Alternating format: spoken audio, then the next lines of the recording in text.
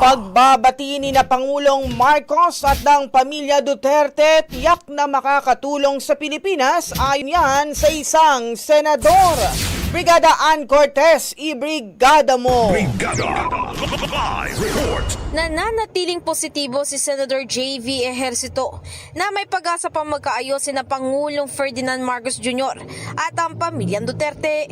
Ito'y sa kabilangan ng mga nakaraang palitan ng pahayag at maging ulat na tila mas lumalalim ang alitan at hidwaan sa pagitan ng mga ito.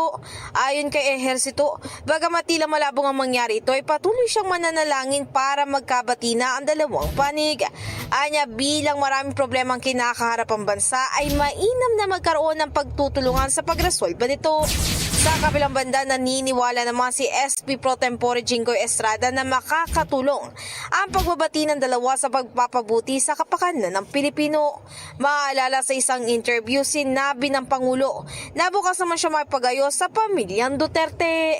In the heart of changing lives, ako si Brigada Ann Cortez ng 105.1 Brigada News FM Manila, The Music News Authority. Ang bahaging ito ay hatid sa atin ng Power Cell Soya Coffee. Masarap araw-arawin.